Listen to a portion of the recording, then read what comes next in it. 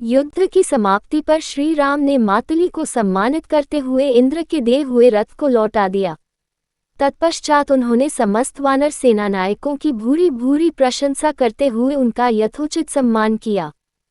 फिर वे लक्ष्मण से बोले, सौम्य, अब तुम लंका में जाकर विभीषण का राज्याभिषेक करो, क्योंकि इन्होंने मुझ पर बहुत बड़ा उपकार किया है। रघुनाथ जी की आज्ञा पाकर लक्ष्मण ने प्रसन्नतापूर्वक सोने का घड़ा उठाया और एक वानर युद्धपति को समुद्र का जल भर लाने का आदेश दिया। उन्होंने लंकापुरी में जल से भरे उस घट को उत्तम स्थान पर स्थापित किया।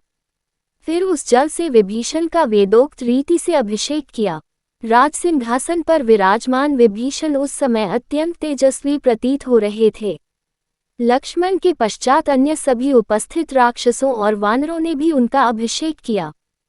विभीषण को लंका के सिंहासन पर अभिषिक्त देख उसके मंत्री और प्रेमी अत्यंत प्रसन्न हुए। वे श्रीराम की स्तुति करने लगे। उन्होंने अपने निष्ठा का आश्वासन देते हुए दही, अक्षत, मिष्ठान, पुष्प आदि अपने नए नरेश को अर्पित किए और महाराज विभीषण की जय, श्री रामचंद्र जी की जय का उद्घोष किया। विभीषण ने सभी प्रकार की मांगलिक वस्तुएं लक्ष्मण को भेंट की और रघुनाथ जी के प्रति भक्ति प्रकट की। जब लक्ष्मण विभीषण का राज्याभिषेक कर लौट आए तो श्री रामचंद्र जी ने हनुमान से कहा, महावीर, तुम महाराज विभीषण की आज्ञा लेकर लंकापुरी में जाओ और वैदेही को ये समाचार दो कि रावण युद्ध में मारा गया है और वे लौटने की तैयारी करें। रघुनाथ जी की आज्ञा पाकर हनुमान विभीषण की अनुमति ले अशोकवाटिका में पहुंचे और वैदेही को श्रद्धापूर्वक प्रणाम करके बोले, माता, श्री रामचंद्र जी लक्ष्मण और सुग्रीव के साथ कुशल हैं। अपने शत्रु का वध करके वे अपने मनोरथ में सफल हुए।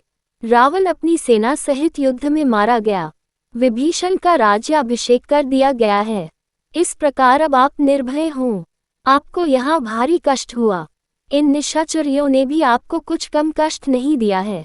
यदि आप आज्ञा दे तो मैं मुक्कों लातों से इन सबको यमलोक पहुँचा दूँ।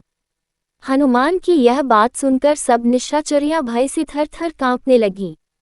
परंतु करुणामयी सीता बोली, नहीं वीर, इसमें इनका कोई दोष नहीं है। ये तो रावण की आज्ञा का ही पालन करती थीं।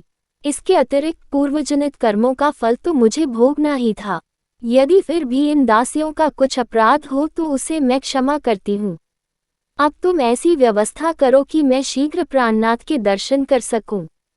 पवन पुत्र ने लौटकर जब दशरथनंदन को सीता का संदेश दिया तो उन्होंने विभीषण से कहा, भाई विभीषण, तुम शीघ्र जाकर सीता को अनुराग तथा दिव्य आभूषणों से विभूषित करके मेरे पास ले आओ। आज्ञा पाकर विभीषण ने स्वयं वैदेही का पास जाकर उनके दर्शन किया और उन्हें श्री राम द्वारा दी गई आज्ञा कह सुनाई। पति का संदेश पाकर सीता श्रृंगार कर पालकी पर बैठ विभीषण के साथ उस स्थान पर पहुंची जहां उनके पति का शिविर था। फिर पालकी से उतरकर पैदल ही सकुचाती हुई अपने पति के सम्मुख जाकर उपस्थित हो गईं। आगे वे थीं और उनके पीछे विभीषण। उन्होंने बड़े विस्मय, हर्ष और स्नेह से पति के मुख का दर्शन किया। उस समय उनका मुख आनंद से प्रातःकालीन कमल की भांति खिल उठा।